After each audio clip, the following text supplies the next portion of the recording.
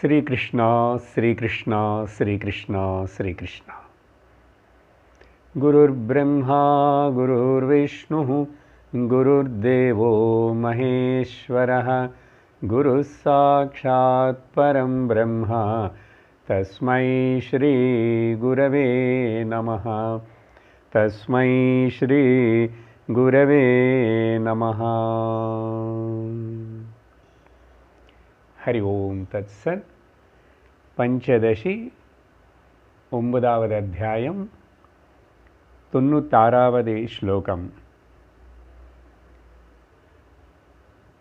उपासक इव ध्यायात् लौकिकं विस्मरेद्यदि विस्मरत्येव सा ध्यानात् विस्मृतिर्न तु वेदनात्। இந்த அத்தியாயத்திலோ இப்போ விசாரணை பண்ணிட்டு இருக்கிற முக்கியமான அம்சம் சகுண பிரம்ம ஞானம் அண்ட் நிர்குண பிரம்ம ஞானம் அண்ட் நிர்குண பிரம்ம உபாசனம். இந்த ரெண்டுத்துக்கு இருக்கிற வித்தியாசம் என்ன, அந்த ஞானிக்கு உபாசகருக்கு இருக்கிற வித்தியாசம் என்ன, ஏன்னா ரெண்டு பேரும் நிர்குண பிரம்ம விஷயந்தான், அகம் பிரம்மாஸ்மி விருத்தி தான் ஃபாலோ பண்ணுறாங்க. ஆனால் ரெண்டு பேருக்கு அப்போது என்ன பேதம் வித்தியாசம்னு அந்த விஷயத்தின்னு சொல்லும் போதும் பூர்வபக்ஷி பல வகையாக கேள்விகள் கேட்டு சந்தேகங்களை தெரிவிக்கிறான். அதுக்கு ஆச்சாரியர் அழகாக பதில் கொடுத்துட்டே வரார். இந்த 96வது ஸ்லோகத்தில் பூர்வபக்ஷி என்ன கேட்குறாருன்னா, முதல் வரியில உபாசகர் மாதிரி இந்த ஞானி கூட தியானம் பண்ணுறான்னு வச்சுக்கோங்க. அவர் அசல் ஆக்சுவலி தியானம் பண்ணுறார், அவர் தியானம் பண்ணுற மெடிடேட்டர்னு சொல்ல முடியாது. ஆனால் முன்னாடியே சொல்லியிருக்கார்,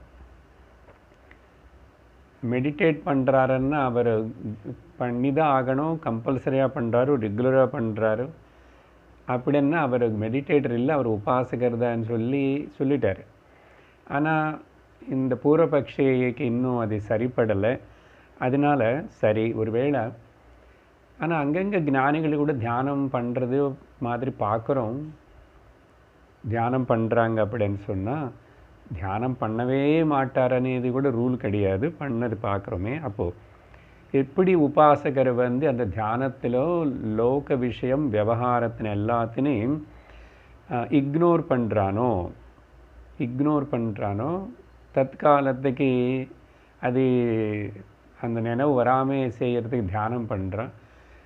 திரும்பி தியானம் நிறுத்திட்டா எனக்கு அந்த நினைவெல்லாம் வருமோ, விவகாரத்தில் ஈடுபட வேண்டி வருமேன்னு ஒரு பயத்தோடு தான் இந்த உபாசகர் ஜாகிரதையாக வாழ்ந்துட்டுருப்பான், பயத்தோடு வாழ்ந்துட்டுருப்பான்.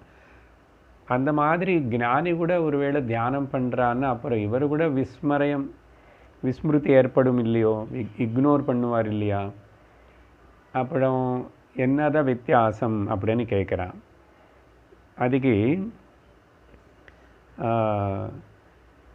இந்த மாதிரி இருக்கும்போது ஞானி விஷயத்தில் கூட விஸ்மரதீவ அப்படின்னா பதில் என்ன கொடுக்குறாருன்னா, வித்யாரண்ய சுவாமி மறந்து போட்டோமே, இக்னோர் பண்ணிட்டோம், ஸோ வாட். விஸ்மிருதின்னா இங்கே மித்யாத்வ நிச்சயம் பண்ணுறாரு ஞானி.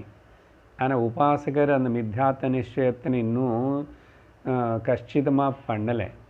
அதனால் விஸ்மிருதி வார்த்தை ரெண்டும் ஒரே மாதிரி அவனை உபயோகப்படுத்திட்டு இருந்தால் கூட நம்ம இங்கே விஸ்மிருதி என்ன இக்னோர் பண்ணுறதுன்னு மட்டும் இல்லை, எப்படி இக்னோர் பண்ணுறாருன்னா உபாசகர் தியானத்தினால தற்காலத்துக்கு இக்னோர் பண்ணுறாரு, எனக்கு அந்த நினைவு வரக்கூடாது, அது திங்க் பண்ணக்கூடாதுன்னு பிரயத்தனம் பண்ணி தியானம் பண்ணுறான்.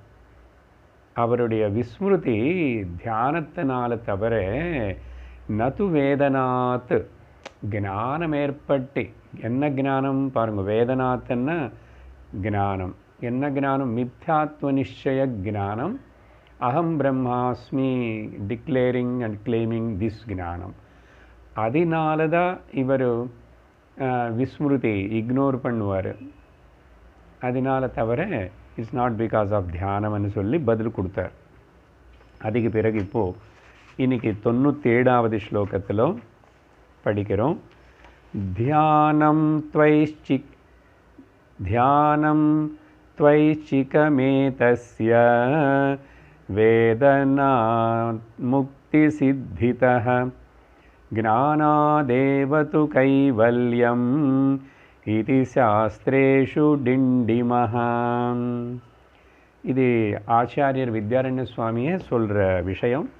மேலே ஸ்லோகத்துக்கு சப்போர்ட்டிவாக ஃபர்தராக சொல்லும்போது என்ன சொல்கிறாருன்னா, உபாசகருக்கு தியானம் கட்டாயம்.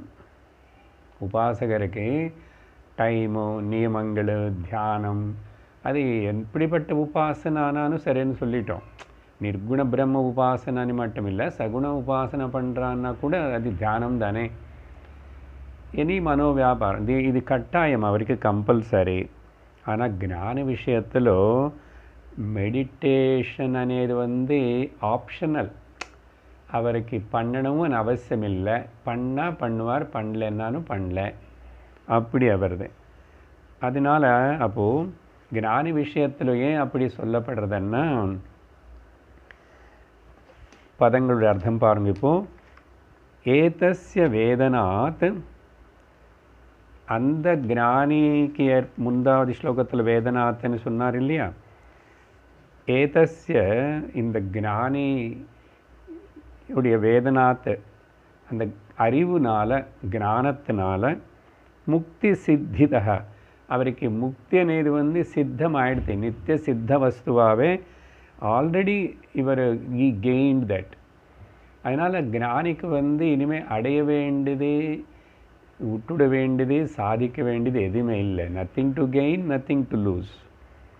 ஸோ முக்தி சித்திதக ஆல்ரெடி கிடைச்சது.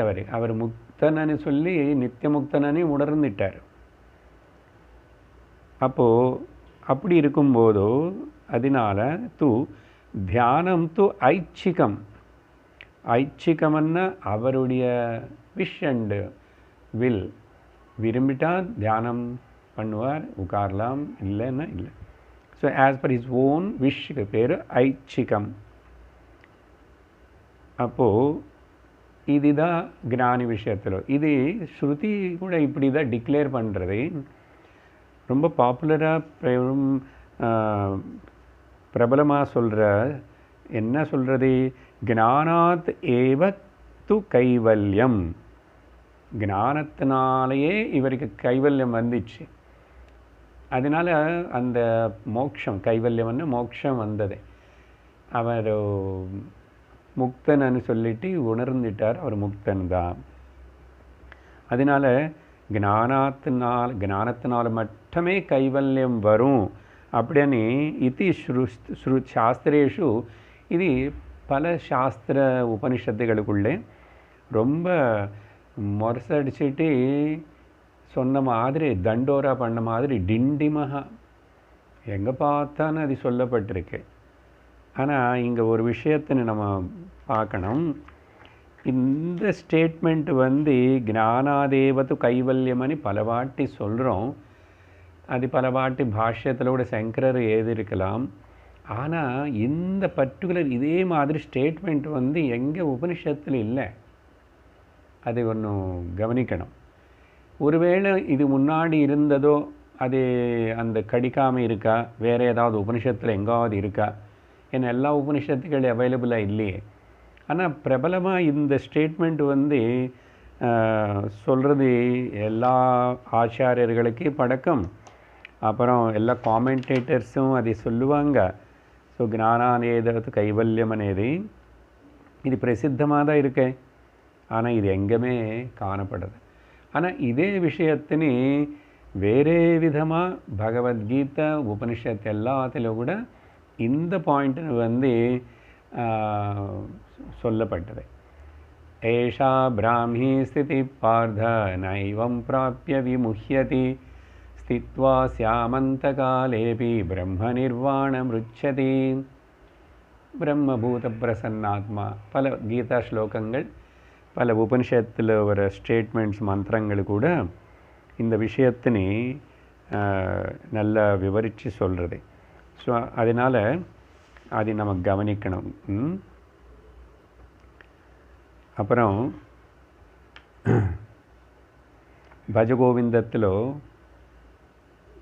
சங்கரர் சொன்ன மாதிரி அதுக்கு பிறகு இவருக்கு யோகரதோவா போகரதோவா சங்கரதோவா சங்கவிஹீனஹ யஸ்ய பிரம்மணி ரமதே சித்தம் நந்ததி நந்ததி நந்ததி ஏவான்னு சொன்ன மாதிரி.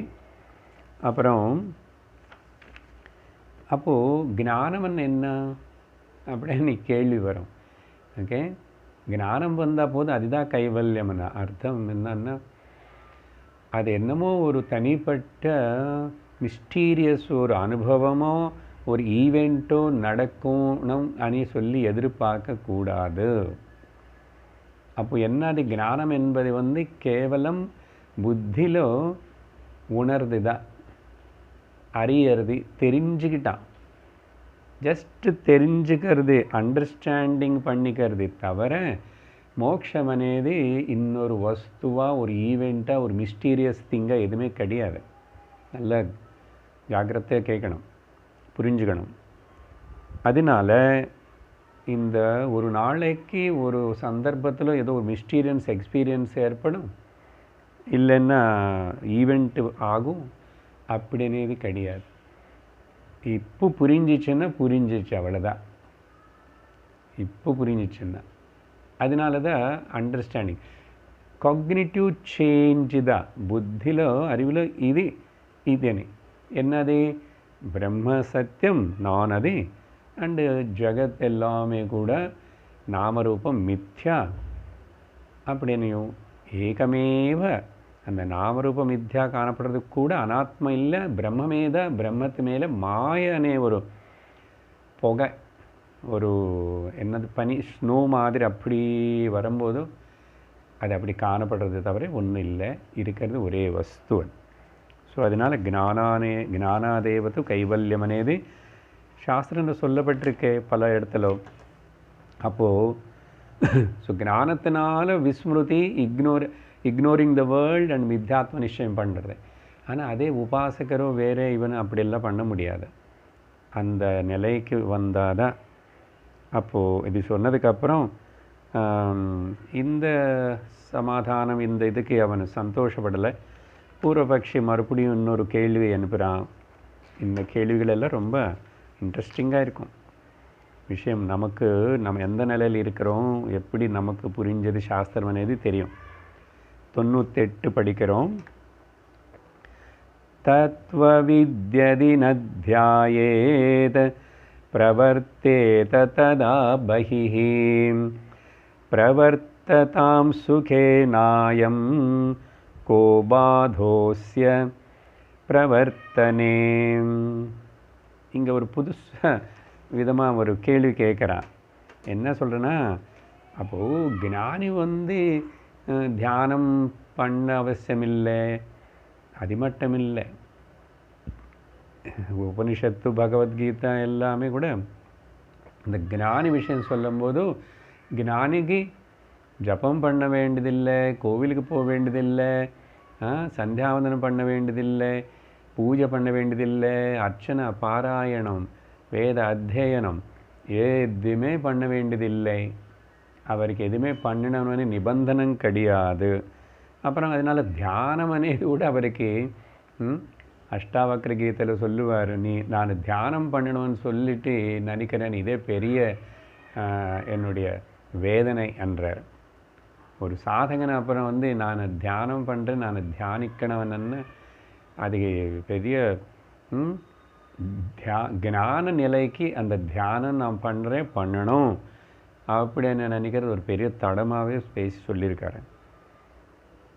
சரி, இங்கே கேள்வி என்னன்னா, இப்படி இவர் பண்ணலைன்னா, ஆனால் லோகத்தில் விவகாரத்தில் கூட பண்ணுவார், பண்ணலைன்னா பண்ணலை. அதனால் விவகாரம் பண்ணுறது ஞானிக்கு ஒரு பெரிய பந்தம், பர்டனும் கிடையாது, பந்தமும் கிடையாது. அப்புறம் அவர் அதெல்லாம் விட்டுட்டு ஓடி போகணுன்னு அவசியம் இல்லை.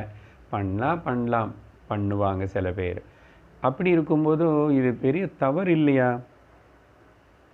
ஏன்னா செய்ய வேண்டியதெல்லாம் சரியாக எதுவுமே செய்யாமல் இவர் தியானம் பண்ணல, பூஜை பண்ணல, எதுவுமே பண்ணல. போனால் அவர் பாட்டுக்கு அவர் சுற்றுவார், இல்லைன்னு உட்காருவார், ஏதோ செய்வார். அவருக்கு எது இஷ்டம் அது செய்கிறாருன்னா இப்படி லைசென்ஷியஸாக ஒரு நிஷ்ட நியமங்கள் இல்லாமல் இருக்கிற மாதிரி ஆயிடுது. ஆனால் லோக விவகாரத்தில் மட்டும் ஈடுபடுறானே சிலதெல்லாம். அப்படின்னா லோக விவகாரம் என்ன? ஸ்கூல்ஸ் கட்டுறது, காலேஜஸ் கட்ட வைக்கிறது, அப்புறம் ஆசிரமங்களை நிர்மிக்கிறது, புஸ்தகங்கள் எழுதுறது, இப்படி பலதெல்லாம் சில மக்களை இப்படியெல்லாம் அவங்கள உற்சாகப்படுத்திட்டு பலது செய்ய வைக்கிறது, செய்கிற விவகாரத்தில் ஈடுபடுறான். பல பேர் கூட பேசுகிறான், பல பேருக்கு அட்வைஸ் கொடுக்குறேன், இதெல்லாம் பண்ணுறான். இது சாஸ்திரத்துக்கு விருத்தமாக இருக்கு. அப்போ இதெல்லாம் செய்ய வேண்டியது செய்யாமல் இருந்தால் லோக விவகாரத்திலேயே ஈடுபட்டு அதிலேயே போயிடுவான் இல்லையா? லோக விவகாரத்திலேயே பழக்கமாகி அதில் எங்கேஜ் ஆகிடுவானே அப்படின்னு கேட்குறான். ஓகே, அதுக்கு ஆச்சாரியர் என்ன சொல்கிறாருன்னா, பிரவர்த்திக்கிறானே லோக விவகாரத்தில். ஏன்னா இப்படிப்பட்ட ஒரு நியமமான நிபந்தனைகள் எதுவுமே ஞானிக்கு இல்லைன்னா அப்போ லோக விவகாரத்தில் விழுந்து போக மாட்டார், பிரவர்த்திப்பானே. ஆச்சாரியர் சொல் பிரவர்த்திக்கிடுமே என்ன ஆயிடுச்சு போச்சு, இப்போது பிரவர்த்திக்கிடுமே என்ன ஆகி போச்சுன்றார். பாருங்கோ ஸ்லோகம் அர்த்தங்கள் பதங்கள். ஏதி தத்வவித் ந தியாயேத் ததா பஹிஹி பிரவர்த்தேத.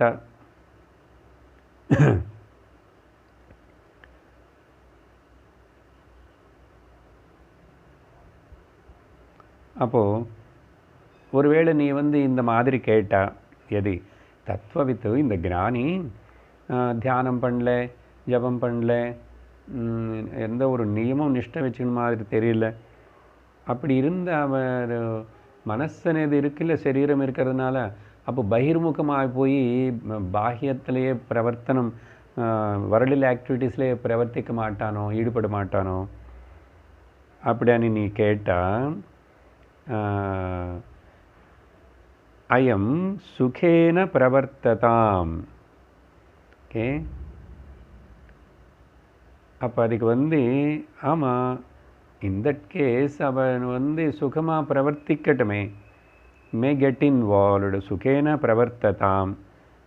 ஆனால் கூட அவருக்கு அஸ்ய அந்த ஞானிக்கு பிரவர்த்தனே கா பாதா, ஞானஸ்திதி ஞானியாக இருந்து பிரவர்த்திச்சா அவருக்கு என்னதான் அது தடமாகும், ஆப்ஸ்டிக்கிள் ஆகும்?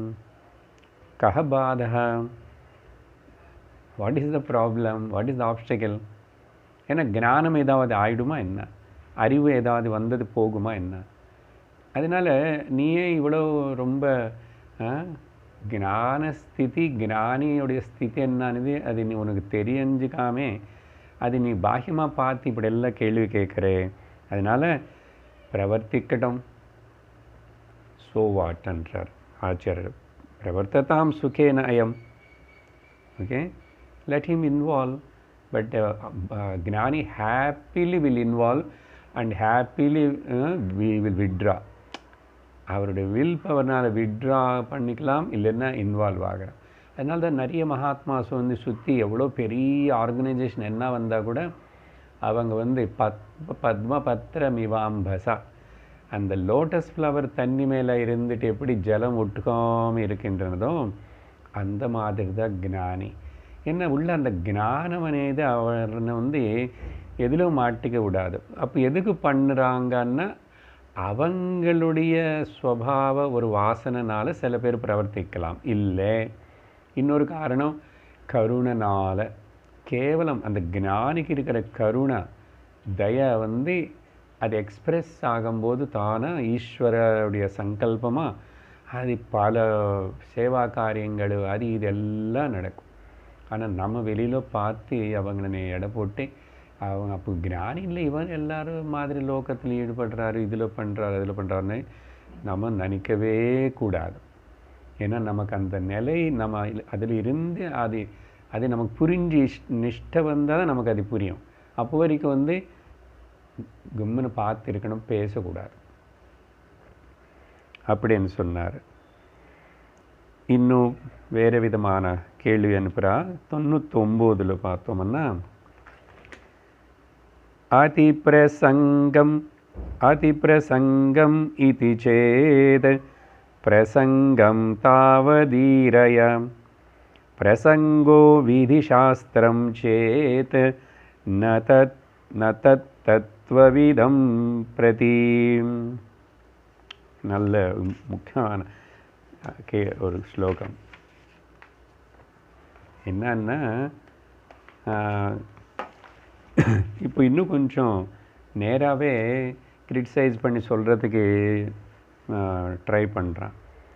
இப்படி ஞானி வந்து இதுவே பண்ணலன்னா அதுக்கு என்ன சொல்லணும் தெரியுமா?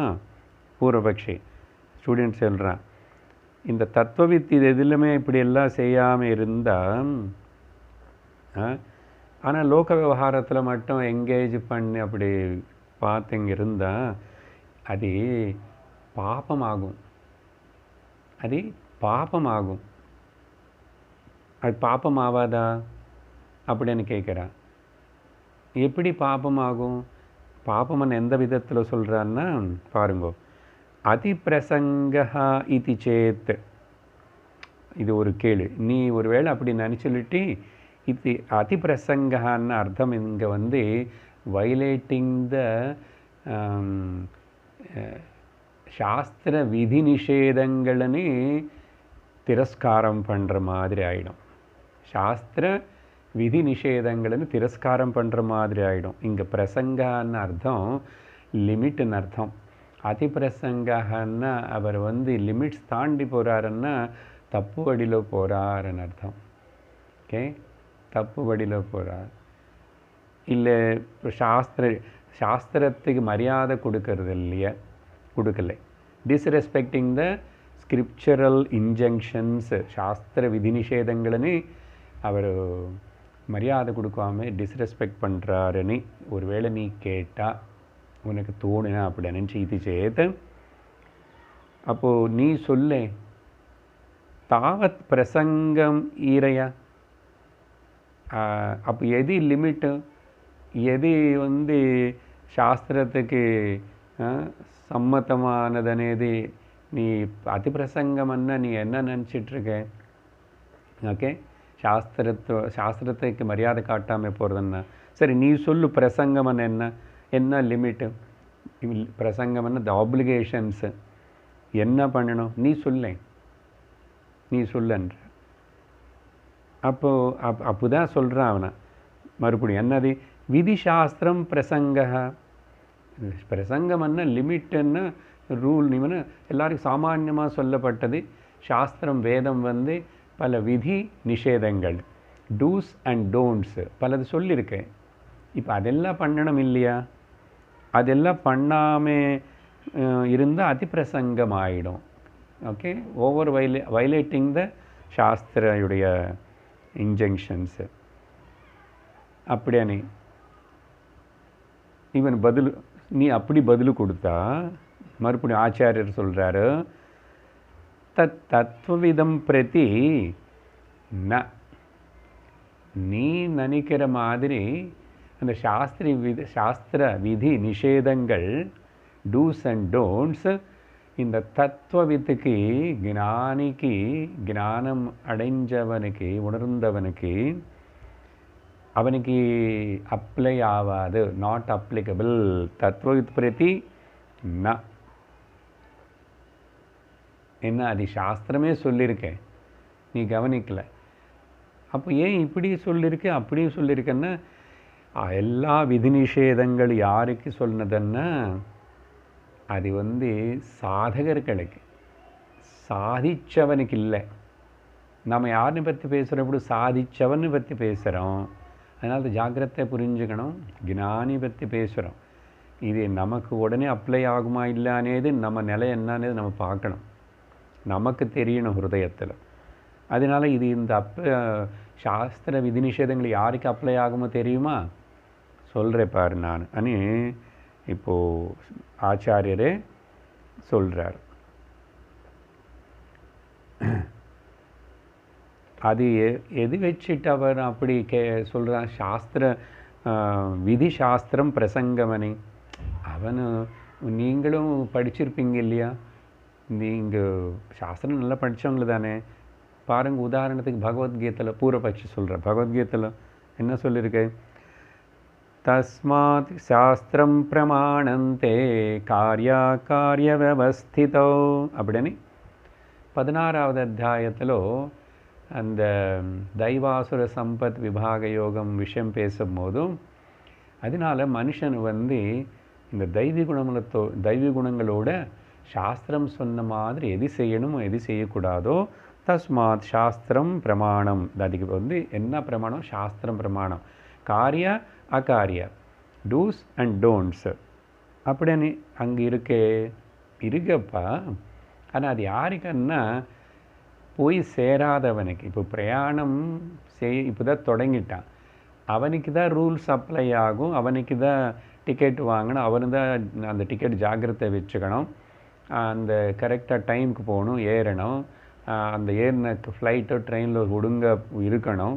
அங்கே ஏதாவது பண்ணி குதிச்சு போகக்கூடாது. ரூல்ஸ் எல்லாமே அவருக்கு பிரயாணம் பண்ணிட்டு அவனுக்கு.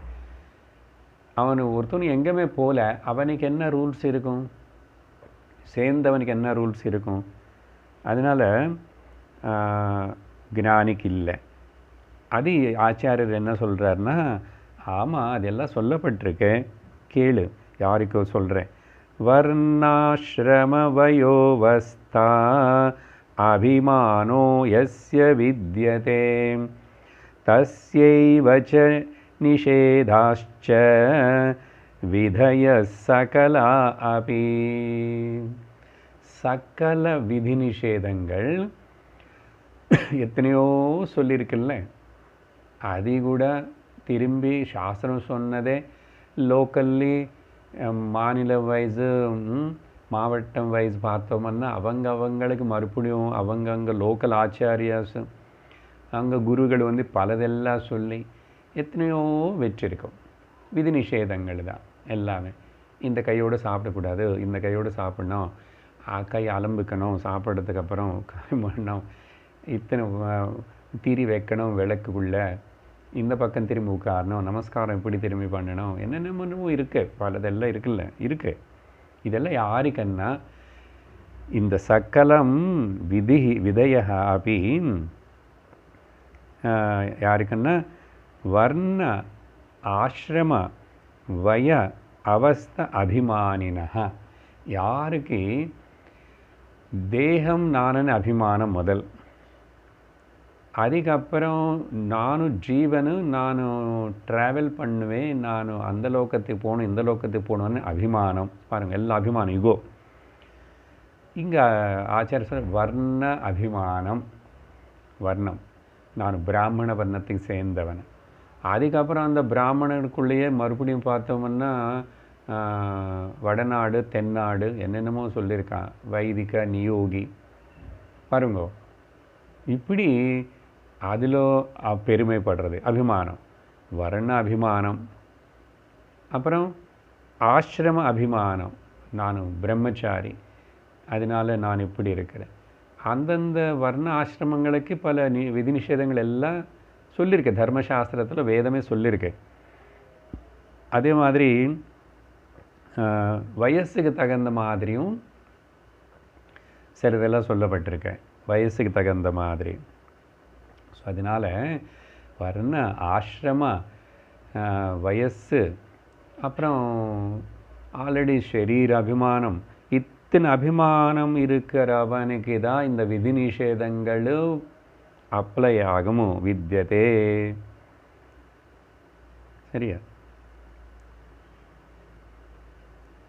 அவனுக்கு தான் தஸ்யைவ விதி அண்ட் நிஷேதாச்ச.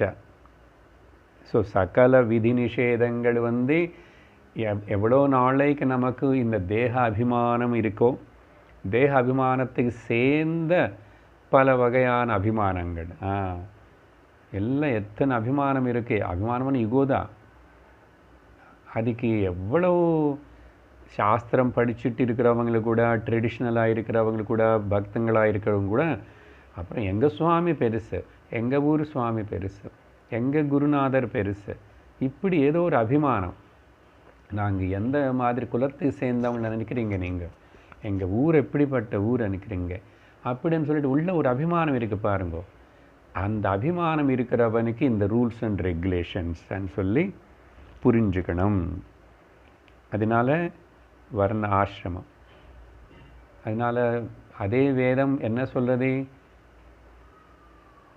ஜாதி நீதி குல கோத்திர தூரகம் நாம ரூப குண தோஷ வர்ஜிதம் தேச கால விஷயாதிவர்த்தியத் பிரம்ம தத்துவமசி பாவயாத்மனி.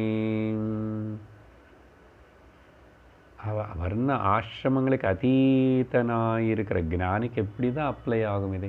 என்ன எந்த அபிமானம் இல்லை, ஜீவ அபிமானம் இல்லை, தேக அபிமானம் இல்லை.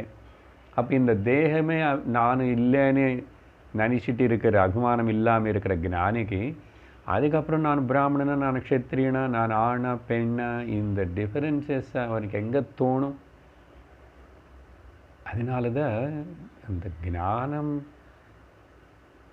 நிலைக்கு நிஷ்டைக்கு வர்றதுக்கு சர்வ அபிமானங்களும் விட்டுடணும். அதனால தான் உபனிஷத்து, இப்போ நானும் விவேக சூடாமணியில் ஸ்லோகம் பாடியிருக்கேன், ஜாதி நீதி குலகோத்திரம்னு. அதே உபனிஷத்து சொல்லணும்னு என்ன சொல்லும்? தியாகே நைகே அமிர்தத்வமானசுஹு. அந்த ஒரு வரி இந்த எல்லாத்தையும் கேன்சல் பண்ணுறது. எந்த விதமான அபிமானம் இருக்கக்கூடாது. அந்த அபிமானம் உள்ள வச்சுக்கிட்டு இருந்தால் அவனுக்கு ஞானி ஆக முடியாது. அவனுக்கு விதி நிஷேதங்கள் எல்லாம் அப்ளை ஆகும். அதனால் அதை ஞானினை கட்டாயப்படுத்தி இந்த விதி நிஷேதங்களுக்கு இட கொண்டு வர முடியாது. அதுக்கு வேதமாதாவே அவருக்கு லைசன்ஸ் கொடுத்துட்டு நமஸ்காரம் பண்ணி, இவ்வளோ நாள் நீ உன்னை இந்த நிலைக்கு கொண்டு வரத்துக்கு நான் விதி நிஷேதங்களை வச்சு ஒன்று கை பிடிச்சி நடத்தி கொண்டு வந்து இங்கே சேர்த்திட்டேன். நீ சேர்ந்துட்ட, அதுக்கப்புறம் இனிமேல் இந்த விதி நிஷேதங்களை வச்சு நின்று ஒன்றும் கட்டாயப்படுத்த மாட்டேன், உனக்கு ஃபுல் ஃப்ரீடம். அப்போ பாருங்கோ, அந்த நிலையை நினச்சி பாருங்கோ. அந்த எல்லாம் இந்த வர்ண ஆசிரம தர்மங்கள் எல்லாத்தையும் தாண்டி நிற்கிற அந்த நிலை வந்ததுன்னா அதுக்கு இருந்தால் அத்தியாசிரமரிகள் அவதூதர்கள்னு மட்டும் அப்படின்னு இல்லை. கைவல்யோபனிஷத்தில் பார்த்தோம், அத்தியாசிரமி சர்வதா சக்ருத்வா ஜபேத. ஓகே, அதனால அங்கே உபனிஷத்து பல இடத்துல இது சொல்லியிருக்கேன். எந்த வர்ண ஆசிரம நிதேசங்களும் விதி நிஷேதங்கள் ஞானிக்கு கிடையாது அப்படின்னு சொல்லி அடுத்த ஸ்லோகத்தில் கூட அப்போது ஆச்சாரியரே இந்த தத்துவவித்துடைய பொசிஷன் பாரு. அப்போ இவர் எந்த நிலையில் இருக்கான், இவருடைய பொசிஷன் என்ன தெரியுமா? அது சொல்கிறாரு. 101வது ஸ்லோகம். வர்ணாஸ்ரமாதயோ தேஹே மாயையா பரிகல்பிதாஹ நாத்மனோ போதரூபஸ்ய இத்யேவம் தஸ்ய விநிச்சயः. தத்துவ நிச்சயம் ஏற்பட்ட தத்துவ நிச்சயம், நிச்சயாத்மிகா புத்தி. நிச்சயம் எங்கே ஏற்படும்? நாட் கல்யாண நிச்சயதார்த்த நிச்சயம். Deciding, confirming, discerning factor. ஞாபகம் இருக்க தத்துவபோதத்தில் புத்திக்கு டெஃபினேஷன் நிச்சயாத்மிகா புத்தி. பாருங்க, விசேஷேண நிச்சய, அது வேறு, விநிச்சய. இந்த விதமாக நிச்சயாத்மிகா புத்தி, நிச்சயம் ஏற்பட்ட இவனுக்கு விநிச்சய என்னது ஏற்பட்டது? வர்ண ஆசிரமாதய. ಈ ವರ್ಣಮ ಆಶ್ರಮಮು ಈ ಪಲ ಭೇದಗಳು அந்த ஊர் இந்த நாடு, அந்த மொழி இந்த மொழி, ஓகே, அந்த ஜாதி இந்த ஜாதி, இதெல்லாம் கூட தேகத்துக்கு சேர்ந்தவை எல்லாமே. தேகத்துக்கு எப்படி இதெல்லாம் உருவாச்சுன்னா மாயையா பரிகல்பிதாக அப்படின்னு ஞானி தெரிஞ்சுக்கிட்டான்.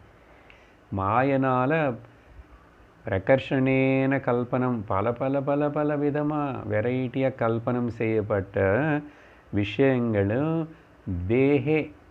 தேகத்து மேலே ஃபார் த பாடி ஒன்லி. ஆனால் இவருக்கு என்ன தெரிஞ்சுக்கிட்டா ஞானி? பரிகல்பிதாக தேகே ந ஆத்மனஹா, ஆத்மனான எனக்கு இல்லை.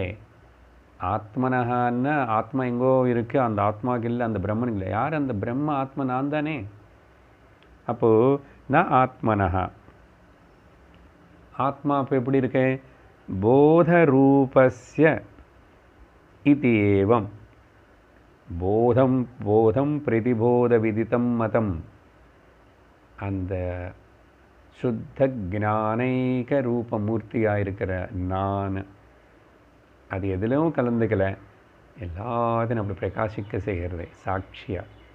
போதரூபஸ்ய பாருங்க, இந்த ஆத்மான்னு சொன்னால் வேறு எங்கோ போய் தேடி ஏதோ பண்ணுறோன்னு சொல்லிட்டு அர்த்தம் என்னென்ன, இங்கே ட்ரையாங்குலர் ஃபார்மேட்டில் வந்து பைனரி ஃபார்மேட்டுக்கு வந்தவன் தான் ஞானி. ட்ரையாங்குலர் ஃபார்மேட்டில் இருக்கிறவனும் உபாசகா. என்ன சார் இது புது வார்த்தைகளாக இருக்குது? புதுசு இல்லை, அப்போ அங்கெங்கே யூஸ் பண்ணியிருக்கேன். அதுக்கு இங்கே டெஃபினேஷன் கொடுக்குறாரு. என்னன்னா ஒன்றும் இல்லை, ட்ரையாங்குலர் ஃபார்மேட்டுன்னா நான் ஒரு ஜீவா, அப்புறம் எனக்கு பல கஷ்டங்கள், எப்படியோ இங்கே ஏதோ பிறந்துட்டேன், அப்புறம் இந்த உலகம் வந்து என்னை ரொம்ப படாத பாடுபடுத்துறது. The world is torturing me. Okay, இந்த உலகம் வந்து அதுக்கு நான் ரொம்ப கஷ்டப்பட்டுருக்கேன். உலகம் வந்து என்ன டார்ச் பண்ணு, அதனால் இந்த உலகத்தினால் ஏற்படுற ஜகத்தினால் ஏற்படுற இந்த தொந்தரவு கஷ்டம் துக்கம் வந்து என்னை காப்பாற்றுறதுக்கு எனக்கு ஒரு சேவியர் வேணும். யார்? ஈஸ்வரன் வேணும். இப்படி மூணும், நான் ஒரு ஜீவன், என்ன இந்த உலகத்தில் வருதில்ல சில பிரச்சனைகள் எல்லாம் வருது, அந்த கஷ்டம் துக்கங்கள் எல்லாம் வரக்கூடாது எனக்கு. ஆனால் உலகத்தில் அங்கங்கே சுகங்கள் கூட இருக்கு, அந்த சுகங்கள் எல்லாம் நான் அடையணும். இது பண்ணுறதுக்கு செய்கிறதுக்கு என்ன ஆசீர்வதித்து என் மேலே கருணை காட்டி அந்த ஈஸ்வரன் வேணும். அப்படின்னு அந்த ஈஸ்வரன் மேலே டிபெண்ட் ஆகி அந்த உபாசகனாவோ பக்தனாவே இருந்துகிட்டே இருந்தால் ட்ரையாங்குலர் ஃபார்மேட். ஆனால் சிரவணம் பண்ண ஆரம்பித்து மனனம் பண்ணி நிதித்தியாசனம் பண்ணி அநேக வருடங்களுக்கு அப்புறம் இந்த ஞான வெளிச்சம் நிஷ்டை வந்ததுன்னா அதுக்கப்புறம் என்ன ஆயிடுச்சு? இந்த ஞானி பைனரி ஃபார்மேட்டுன்னா நானும் என்னுடைய செக்யூரிட்டி ஹாப்பினஸ் பீஸுக்காக ஈஸ்வரன் மீது ஆதாரப்பட வேண்டியதில்லை, ஜகத்து பற்றி பார்த்து பயப்பட வேண்டியதில்லை, ஜகத்து மீது ஆதாரப்பட வேண்டியதில்லை. அது எல்லாத்துக்கும் சோர்ஸ் நான் தான். பைனரியான அப்போ ரெண்டு இருக்கான்னா, ரெண்டு అనేది எதுக்கு சொல்கிறோம்னா, இப்போது ஞானி கூட லோகத்தில் சரீரத்தோடு காணப்படுறான், ஆனால் ஞானி திருஷ்டிலோ சரீரம் இல்லை. அதனால் சரி அவர் பிரவர்த்திக்கும் போது கூட சரீரம் வச்சு தானே பிரவர்த்திக்கிறார், இதெல்லாம் பார்க்குறோம்னு தரும்போது சரி binary at least he is relieved from the triangular ஃபார்மேட்டில் வந்து இப்போது நான் இருக்கேன், நான் இருந்த இந்த மாயா ஜகத்து உலகம். ஸோ மாயா ஜகத்து உலகம் மித்யான்னு சொல்லும்போது பரிகல்பிதம்னு சொல்லும்போது அது எப்படி என்னை வந்து டார்ச்சர் பண்ணும், என்னை கஷ்டப்படுத்தும், எனக்கு துன்பம் கொடுக்க முடியும்? How dare it is, how it is possible? அப்படின்னு இவனுக்கு நானும் பூர்ண நித்திய ஸ்வரூப சச்சிதானந்தம் பிரம்மா, இது வந்து ஃபேக்ட். சரியா? இன்னொரு விதமாக சொல்கிறேன், வேதம் உபனிஷத்து சொல்கிற அந்த மகா வாக்கியம் வந்து எனக்கு ஃபேக்ட், அகம் பிரம்மாஸ்மி, நான் பிரம்மம். இங்கே நடுவில் ஈஸ்வரா அது இது அந்த கடவுள் இந்த கடவுள் இது எதுவுமே கிடையாது அப்படின்னு சொல்லும்போது இது ஆக்செப்ட் பண்ணி எனக்கு அந்த ட்ரையாங்குலர் ஃபார்மேட்டுன்னு வந்து அக்செப்டே பண்ண முடியாது. பிகாஸ் எனக்கு வேத வாக்குன்னு மாதிரி வேத வாக்கு தானே, அகம் பிரம்மாஸ்மி வேதம் தானே, உபனிஷத்து தானே கொடுக்கறது தத்துவமசின்னு சொல்லி. அதனால் இந்த மகா வாக்கியம் இதோட விசாரணா இந்த பக்கமே அந்த பக்தாள் நிறைய பேர் வரமாட்டான். இப்போ டிஃபரன்ஸ் தெரியுது ஞானிக்கு பக்திக்கு ஞானத்துக்கு.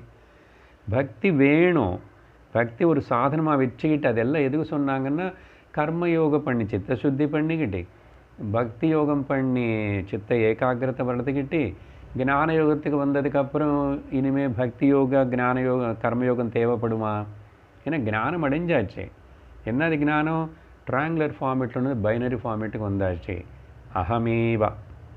அதனால தான் பல உபனிஷத்துகளோட ஸ்டேட்மெண்ட்ஸு இப்போ நம்ம படித்த கைவல்ய உபனிஷத்துடைய பார்த்தா त्रिषु धामसु यद्भोग्यं भोक्ता भोगश्च यद्भवेत् तेभ्यो विलक्षणः साक्षी चिन्मात्रोऽहं सदाशिवः मय्येव सकलं जातं मयि सर्वं प्रतिष्ठितं मयि सर्वं लयं याति तद्ब्रह्माद्वयमस्म्यहम्.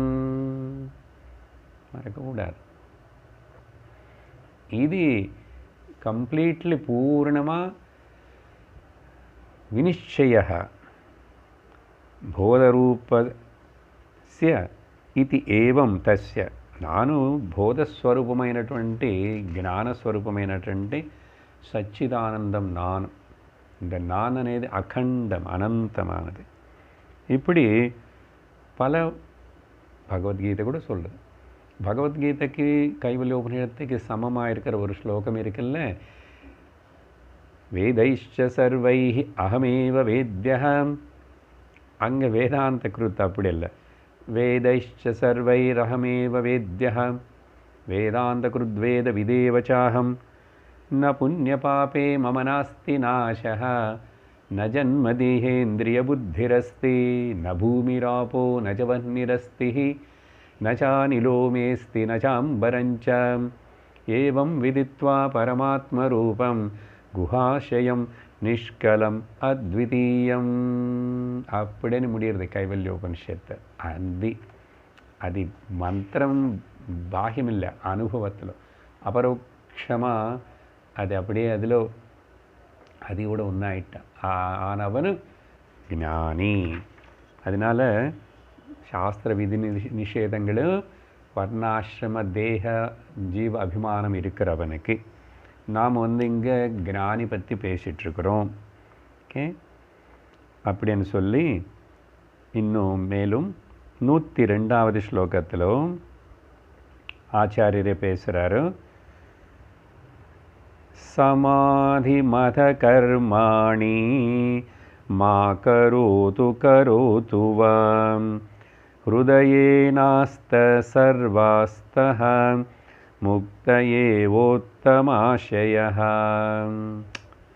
அந்த உபனிஷத்து மந்திரங்கள் ஞானினு பற்றி சொல்கிற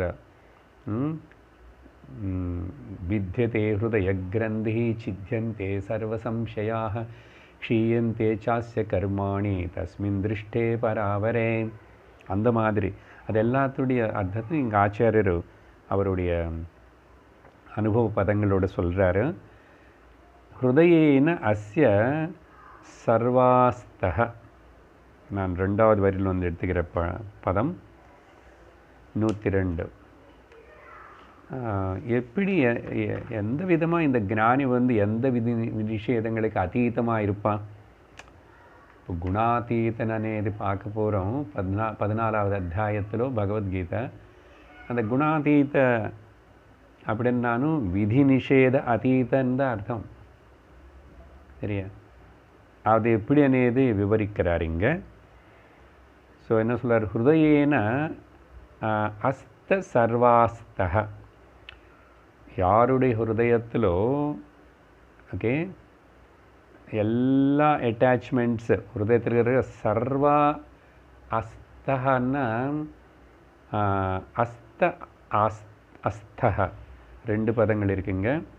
அப்படின்னா எல்லா அட்டாச்மெண்ட்ஸு எங்கே ஹிருதயத்தில் இருக்கிற அது எப்போ முக்தஹா.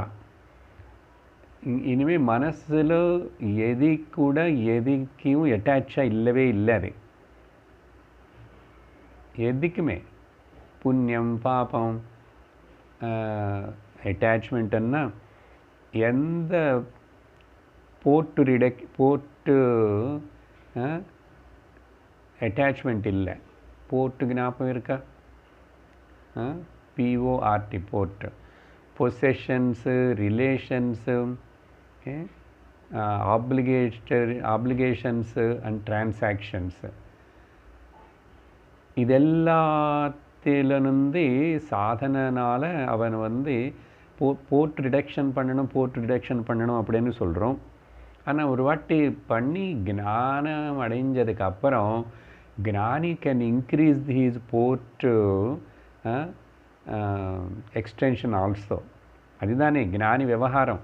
நிறைய பொசிஷன்ஸ் இருக்கலாம், நிறைய ஆப்ளிகேஷன்ஸ் வச்சுக்கிற மாதிரி இருக்கலாம், நிறைய ரிலேஷன்ஸ் இருக்கலாம், நிறைய டிரான்சாக்ஷன்ஸ் பண்ணலாம். So port reduction and expansion his choice. ஆனால் பிகினிங்கில் என்ன சொல்கிறோம்? அந்த அட்டாச்மெண்ட்ஸ் எல்லாம் விட்டுடணும். ஸோ இந்த மாதிரி சாதனை பண்ணி முடிஞ்சவனை பற்றி தானே சொல்கிறோம். ஸோ ஹிருதயேன அஸ்த அவாஸ்தஹ சர்வாஸ்தஹ சகலமான அட்டாச்மெண்ட்ஸு இதுலேருந்து முக்தஹா ஃப்ரீ ஆயிட்டான். எதுவே அசல் மனசே பந்திக்கல, மனசு தொந்தரவு பண்ணல, மனசில் வர விகாரங்கள் போயிட்டு இருந்தால் கூட இவனுக்கு எதுவுமே முக்கியத்துவம் கொடுக்கல, அதில் உளுந்து போல அதுக்கு சத்தியத்துவம் கொடுக்கல. அப்படி இருக்கும்போது ஏவ உத்தம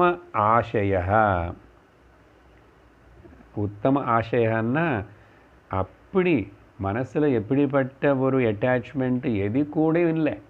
ஆஷ்ரம் மேலே அட்டாச்மெண்ட் இல்லை. சரி வீட்டிலே இருக்காருன்னா கிரகஸ்தனாக இருந்தால் கூட ஞானி கிரகஸ்த ஞானிகளே கூட இருக்காங்க இல்லையா? அப்போது அதனால் ஞானி என்ன கிரகஸ்தனாக இருக்கக்கூடாதோ எங்கோதான் இருக்கணும்னு நினச்சிக்காதுங்கோ. எங்கே இருந்தாலும் ஞானம் யாருக்கு தெரிய வேண்டியதில்லை, யாருக்கு பாப்புலாரிட்டி எங்கே பிரபலமாக தெரிய வேண்டாம், ஒரு ஆசிரமம் இல்லை, ஒன்றும் இல்லை. ஒன்றும் தெரியாமல் எந்த ஒரு நோட்டிஃபிகேஷன் இல்லாமல் நோட்டிஃபை பண்ணாமல் யாருக்கு அதில் படாமல் அவர் பாட்டுக்கு அவன் வீட்டில் ஞானியாக இருக்கலாம். அதனால் உத்தம ஆசையான்னா இப்படி அந்தக்கரணம் சுத்தப்படுத்தப்பட்டு அங்கே எந்த அட்டாச்மெண்ட் பந்தம் இல்லாமல் நிச்சயமான அந்த ஞானம் ஏற்பட்டதுனால உத்தம ஆசையான்னா பியூர் நாலேஜ். அதுக்கப்புறம் அவர் இப்படி இருக்கும்போது சமாதிம் அத கர்மாணி எதர் டூயிங் மெடிடேஷன் தியானம் பண்ணுறதோ இல்லை அந்த கர்மங்களுக்குள்ள ஈடுபடுறதோ மா கரோது பண்ணாமல் இருக்கலாம், வா கரோது பண்ணலாம். அப்படின்னா பாருங்கோ எப்படிப்பட்ட ஒரு ஃப்ரீடம் ஞானிக்கு. எந்த ஒரு பிரதிபந்தம் அந்த டென்ஷனும் எக்ஸைட்மெண்ட்டே இல்லை, எந்த ரிலீஜியஸ் நியமம் பற்றி கூட. அதனால் அவர் ஃப்ரீயாக சாந்தமாக இருப்பார். இது பண்ணாத அது பண்ணாத அது இல்லை. அதனால் he may do he may not do. அப்படி என்ன சொல்லுவோம்? இதுக்கு முன்னாடி சொன்னால் கர்த்தும் பண்ணலாம், இல்லை அகர்த்தும் பண்ணாமல் இருக்கலாம், இல்லை அந்யதா கர்த்தும் அவருக்கு பிடிச்ச மாதிரி பண்ணலாம், பண்ணாமல் இருக்கலாம். ஏன்னா அது ஜஸ்ட் அந்த பிராரப்தம் இருக்கிற வரைக்கும் அந்த ஞானிக்கு இருக்கிற ஒரு ஸ்வபாவம் இருக்குது. அதனால தான் ஏன் எல்லா ஞானி அப்போது சும்மா இருக்கிறது இல்லை, ஏன் பல பேர் மட்டும் அப்படி சும்மா இருக்கிறாங்க, ஒன்றுமே பண்ணல, மௌனமாக இருக்காங்க. சில பேரையும் அப்படி ரொம்ப ஆக்டிவாக லோக்கத்தில் இன்வால்வ் ஆகிறன்னு இதெல்லாம் டிபெண்ட்ஸ் அப்பான் தேர் நேச்சுரல் ஸ்வபாவம் அந்த சரீரத்துக்கு வரும்போது பிராரப்தத்துக்கு ஒரு ஸ்வபாவம் இருக்கு. அது மாற்றணும்னு அவங்க பிரயத்தனம் பண்ணல. அது வியக்தமாகிறது. அது ஈஸ்வருடைய லோக சங்கிரகார்த்தம் அது வியக்தமாகிறதுனே பாவத்தோடு பண்ணுறாங்க தவிர அபிமானத்தினால் இல்லை. நல்லா புரிஞ்சுக்கணும். அப்படின்னு சொல்லி ஸோ அதனால் பண்ணுறதுன்னா பண்ணுவார், இல்லைன்னா பண்ணல. அதனால் அவருக்கு தியானமோ யோகமோ ஜபமோ தப்பமோ பூஜையோ எதுவுமே எல்லாம் பண்ணி முடிச்சாச்சு. ஏன்னா அது எல்லாம் பண்ணி என்ன அடையணுமோ என்ன சாதிக்கணுமோ அது சாதிச்சாச்சு. எவ்வளோ நிம்மதி இருக்கும். அதனால தான் అహో జ్ఞానం అహో జ్ఞానం అహోమయ్యం అష్టావక్ర గీతలో అహో అహం అని కూడా சொல்லுவேன். ஓகே, கிருதகிருத்யோஸ்மி. அப்புறம் அடுத்தது 103வது ஸ்லோகத்தில் 102 முடிச்சிட்டோம். இங்கே சமாதி అని சொல்லும்போது இந்த சமாதி தியானத்தில் கூட 2 வகை இருக்கு. பஞ்சதசி ஆரம்பத்திலேயே முதல் அத்தியாயத்தில் ஒரு சமாதி ரூப நிதித்தியாசனம் అని பேசப்பட்டிருக்கு. ஓகே, அப்புறம் எங்கே சார் எங்களுக்கு ஞாபகம் இல்லை, பரவாயில்ல ஞாபகம் இருந்தால் 7வது அத்தியாயத்தில் பிரம்மரூப நிதித்தியாசனம் 2 இருக்கு. ஸோ இவருக்கு வந்து நிதித்தியாசனம் అనేది அது எப்படின்னா நிதித்தியாசனம் అనేది கூட யாருக்கு சாதகனுக்கு தான், ஞானி அதிகமும் பண்ண மாட்டார். இந்த நிதித்தியாசனம் అనేది என்னன்னு தெரியுமா? இப்போது ஒரு சிமெண்ட் வச்சு செங்கல் வச்சு ஒரு சுவர் கட்டிட்டோம். பில்டிங் கட்டும்போது தெரியுமே உங்களுக்கு, அது கட்டி கொஞ்சம் காஞ்ச உடனே சாயங்காலத்துலேருந்து ஒரு நாளைக்கு 2-3 வாட்டி க்யூரிங் பண்ணணும், ஜலம் ஊற்றணும். எவ்வளோக்கு எவ்வளோ அது கொஞ்சம் ஒரு வாரம் 10 நாள் அப்படி க்யூரிங் பண்ணிவிட்டு ரொம்ப ஸ்ட்ராங்காக அது செட் ஆகும். க்யூரிங் பண்ணலன்னு வச்சுக்கோங்கோ என்னாகும், கிராக் ஆகும். அதே மாதிரி தான் நிதித்தியாசனம் అనేది வந்து சிரவணம் மனனம் எல்லாம் பண்ணி எல்லாம் கேட்டதுக்கு பிறகு க்யூரிங் அது ஸ்ட்ரென்தன் பண்ணி கிராக் வராமல் இருக்கிறதுக்கு. அதுக்கப்புறம் செட்டில் ஆகி போனதுக்கப்புறம் இங்கேயுமே கிராக் வராது. ஓகே, லோக்கல் கன்ஸ்ட்ரக்ஷனில் கிராக் வரலாம் எவ்வளோ பண்ணி சொன்னால் கூட.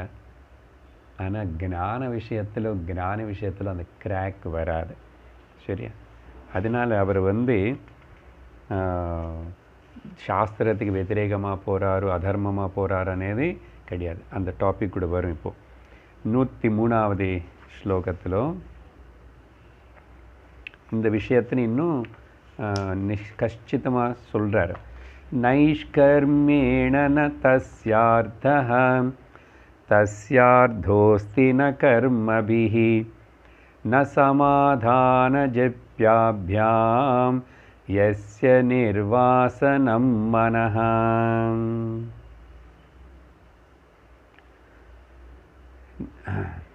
யஸ்ய மனஹ, ஞானி எது செஞ்சானோ செய்யலைன்னானோ ஒன்று தான். Whether he do it or whether he not do. Okay, ஏன்னா அவருக்கு வந்து அடைய வேண்டியது ஒன்றும் இல்லை, விட்டு கொடுக்க வேண்டியது ஒன்றும் இல்லை. ஏன்னா எல்லாம் மித்யாத்வ நிச்சயம் பண்ணியாச்சு, சத்தியத்தின் உணர்ந்தார். ஓகே,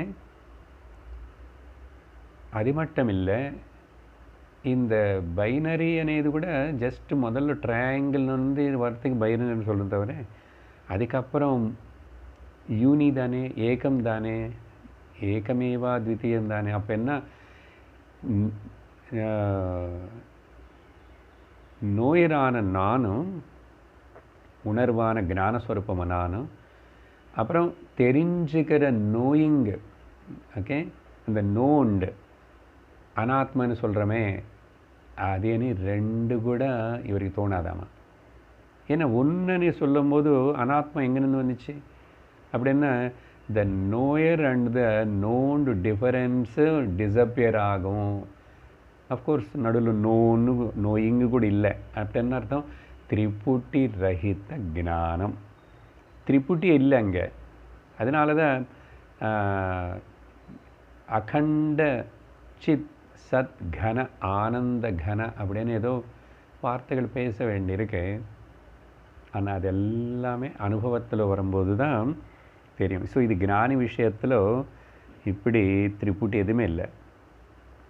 ஏன் காரணம் என்னன்னா, மனசு வந்து நிர்வாசனம். இந்த ஸ்லோகத்தில் முக்கியமான வார்த்தை அது. இப்போ பாருங்க, எஸ்ய மனஹ நிர்வாசனம் தஸ்ய நைஷ்கர்மியேன.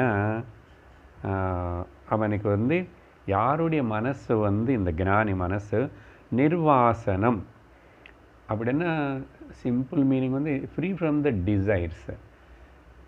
அவருக்கு வாழணுமும் அனு டிசைர் இல்லை, శరీరం விட்டு சத்தி போகணும்னு டிசைர் இல்லை. he is not desire for the long life, or he is not against desire to die and get into சமாதி, ஜீவ சமாதி எதுவுமே இருக்காது. பட் சில பேர் பண்ணிக்கிட்டாங்களே, அது எக்ஸெப்ஷனல், அது கேட்காதுங்கோ. அப்படி என்ன பாருங்கோ, if he desire death comes, he won't hesitate. if he lives for long, he won't hesitate. யாரு பாடி தானே. அதனால நிர்வாசனம், devoid of any desire, any desire.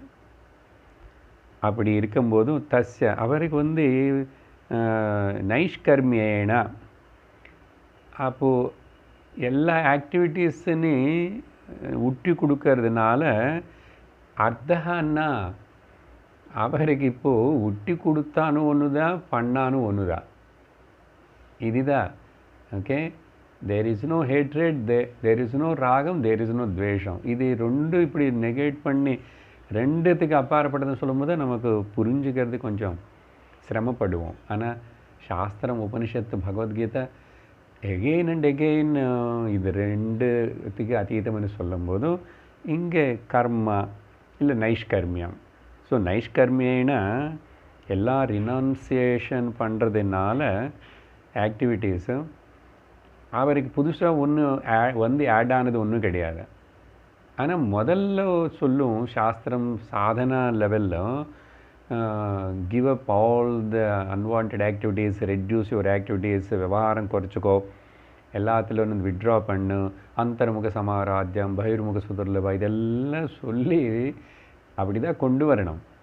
அதனால் இந்த அது ரெண்டுக்கு இருக்கிற பார்டர் லைன் புரிஞ்சுக்கணும். இந்த பக்கம் இவ்வளவு இருக்கும், அதனால் உபனிஷத்துக்கு வந்த கொஞ்சம்தான் இருக்கும். ஞானம், ஞானி அவனும் சாதகன், சாதனா எல்லாம் சாதனா சாதகன் எல்லாம் முடிஞ்சு போச்சு, இல்லை யாருமே இல்லை. அப்போதான் ந நிரோதோ நச்சோத்பத்தி ந பத்தோ நச்ச சாதகா ந முக்திர் ந முமுக்ஷுர்வை இத்தியேஷாம் பரமார்த்ததா అనేది நிஜமாகும். இங்கே என்ன சொல்கிறாரு நைஷ்கர்மினா, அர்த்தனா தேர் இஸ் நோ மீனிங்.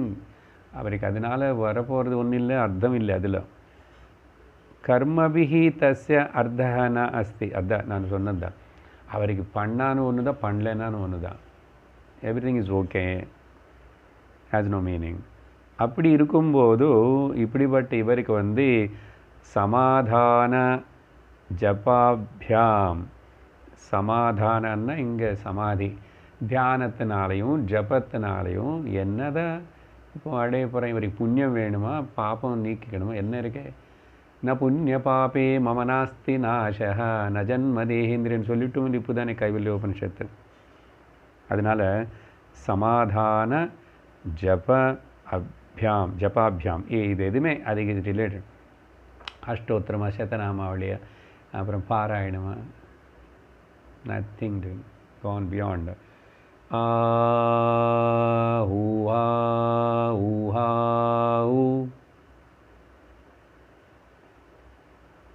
ஓமானந்தம் ஓமானந்தம். I am free from all the rules and regulations and restrictions and conditions. Conditioning எதுவுமே இல்லை. அந்த ஸ்திதிக்கு பேர் தான் நிர்வாசனம். ஓகே, அதர்வைஸ் வாசனை இருந்த பொதுவாக சாதகனுக்கு சுவாமிஜி சொல்கிறாரு 3 விதமான டெல்யூஷன்ஸ் இருக்கு. 3 விதமான டெல்யூஷன்ஸு. ஃபஸ்ட்டு டெல்யூஷன் வந்து நானும் பாடி అనేది. இப்போ அதுக்கு சம்மந்தப்பட்ட வாசனை எதுவுமே இல்லை, சரீரம் பற்றி டிசைர் இல்லை, அப்புறம் இது அதுக்கு ஜஸ்ட்டு சஸ்டெயின் பண்ணுறதுக்கு என்ன கொடுக்கணுமோ அது கொடுத்துட்றோம், அது பாட்டுக்கு அது நடக்கிறது. அப்புறம் 2வது டெல்யூஷன் வந்து இந்த உலகம் ரியலான டெல்யூஷனும் அதையும் இல்லை. 3வது வந்து இந்த அனுபவப்படுற உலகம் அதுக்கு வேல்யூவே கொடுக்கல, அதில் ஒரு வேல்யூ இல்லை, அதில் சாரமே இல்லை, அசாரம் சம்சாரம் அப்படி இது எதுவுமே எல்லாம் நீக்கப்பட்ட உட்டி போனவர் தான் நிர்வாசனா ஸ்திதி. அதனால தான் பகவத்கீதையில் இந்த விஷயம் சொல்லும்போது 2வது அத்தியாயத்தில் நைவ தஸ்ய கிருதே நார்தோ நா கிருதே நேஹ கஷ்டன, இதோ மேலே சொன்னது எக்ஸாக்டாக. அவருக்கு பண்ண வேண்டியது ஒன்றும் கிடையாது, அர்த்தம் கிடையாது, பண்ணாமல் இருக்கிறதுலோ ஒரு அர்த்தம் கிடையாது, அர்த்தமான லாபம் கிடையாது. நச்சாஸ்ய சர்வபூதேஷு கஷ்டிதர்த்த வியபாஷ். அப்புறம் வேறு யாரு கேட்டாலும் இந்த லோகத்தில் மனுஷர்களோ வேறு எதுக்கிட்ட இருந்தையும் எனக்கு லாபம் வரணும் அப்படின்னு ஷெல்ஃபிஷ்ஷாக அவங்கள மேலே டிபெண்ட் ஆகிறதுக்கு ஒன்றுமே இல்லை. இங்கே எதுவுமே மேலே டிபெண்ட் ஆகலை. எல்லா பிரகிருதி நியத்துக்கு இது என்னமோ இந்த ட்ராமா நடக்கிறது. The sport is going on. So for ஞானி the entire life comedy and tragedy, everything is only a drama, a part of the cinema.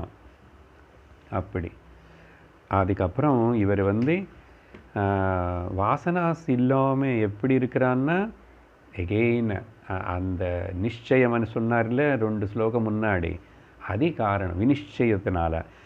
ஆத்மா சங்கஸ்ததோன்யாஸ்த்யாத்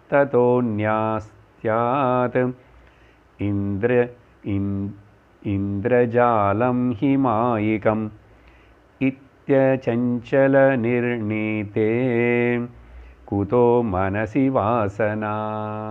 பாருங்க மறுபடியும் நிர்ணயம் அங்கே வினிச்சயம்னாரு. இந்த மாதிரி நிச்சயமான ஞானம் ஏற்பட்டதுக்கப்புறம் அந்த மனசில் வாசனை இருக்கிறதுக்கு எங்கே வாய்ப்பு இருக்குது, எப்படிப்பட்ட ஒரு டிசைர் இருக்கிறதுக்கு வாய்ப்பு எங்கே இருக்குது, என்ன இவர் அதே ரிப்பீட் பண்ணுறார் பாருங்க. ஆத்மா அசங்கஹ, ஆத்மா நான் அசங்கஹ, எனக்கு எது கூட சங்கம் இல்லை, ஆகாயம் போல். ததா அந்யத்து, அப்புறம் மிச்சம் ஏதாவது 2 பலதா காணப்படுற இந்த உலகம் இருக்கே, அதர் தேன் ஆத்மா. அப்படின்னா இந்த உலகம் అనేది வந்து உண்மையா மாயிகம். அதே வார்த்தை அங்கேயும் ஒப்பிட்டார், மாயிகம். இது மாயாவுடைய ஒரு எக்ஸ்பிரஷன், ஒரு தோற்றம். எப்படி இந்திரஜாலம், மேஜிக் மாதிரி, மியூசிஷியனு மேஜிக் பண்ணுற மாதிரி இந்திரஜாலம் தான் இது. மாய காட்டுற ஒரு மாயாஜாலம். இது அச்சஞ்சலே நிர்ணீதே, இது ரொம்ப இனிமேல் இதில் கிராக்கு கிடையாது, இதில் செஞ்சலம் இல்லை. இந்த ஞானத்தில் இந்த மாதிரி நிச்சயம் பண்ணி அச்சஞ்சலே நிர்ணீதே அப்படி ஃபர்ம்லி கன்விக்ஷன் வந்துச்சு, கன்வின்ஸ்டு. அப்படி இருக்கிற மனாசி வாசனா குதக. இதுக்கப்புறம் இங்கே ஏதாவது திரும்பி போய் இவர் வந்து முக்கியத்துவம் கொடுப்பாரோ இல்லை. அதனால பண்ணானும் பண்ணலைன்னானும் ஞானிக்கு எல்லாம் ஒன்று தான், நடந்தானும் நடக்கலைன்னானும். அதனால் இவர் வந்து ஈஸ்வரனோ கடவுளனோ திரும்பி பிரார்த்திக்கிறது எதுவுமே கிடையாது. ஏன்னா பூர்ணமாக நானே தான் சர்வமாக இருக்கும்போதும் அதிக பேர் தான் அகம் பிரம்மாஸ்மிக்கு உண்மையான அர்த்தமே ஏற்படுறது. அப்படின்னு சொல்லி இங்கே நிறுத்துகிறோம். இதுக்கு பகவத்கீதையில் பகவான் சொன்ன ஸ்லோகம் அவர் அங்கே நமே என்றார். 2வது அத்தியாயம் அது கூட न मे पार्थास्ति कर्तव्यं त्रिषु लोकेषु किञ्चन नानवाप्तमवाप्तव्यं वर्तयेव च कर्मणि. ஏ அர்ஜுனா பாரு, எனக்கு இது பண்ணணும், இது கண்டிப்பாக అనేది இந்த 3 லோகத்தில் எனக்கு எதுவுமே இல்லை. ஆனால் நானும் எல்லாத்தையும் பண்ணிகிட்ருக்கேன். ஓகே, அடைய வேண்டியது வாப்தவ்யம் நான் அடையாமல் இன்னும் அடையலை, அடைய வேண்டியது அடைஞ்சது, அடைய போகிறது అనేది எதுவுமே கிடையாது. ஆனால் கூட வர்த்தையே வச்ச கர்மணி, ஆனால் கூட நான் ஏதோ கர்ம பண்ணுற மாதிரி இங்கே காணப்படுறேன். இதெல்லாம் ஜஸ்ட் ஒரு விளையாட்டு தான் அப்படின்னு பகவான் சொன்னார். பார்க்குறோம் அடுத்த சத் சங்கத்தில் வேறு ஸ்லோகங்கள். ஓம் பூர்ணமத பூர்ணமிதம் பூர்ணாத் பூர்ணமுதச்யதே பூர்ணஸ்ய பூர்ணமாதாய பூர்ணமேவாவசிஷ்யதே. ஓம் சாந்தி ஷாந்தி ஷாந்தி. ஹரி ஓம் ஸ்ரீ குருப்யோ நமः. ஹரி ஓம். ஹரி ஓம் தத்சத்.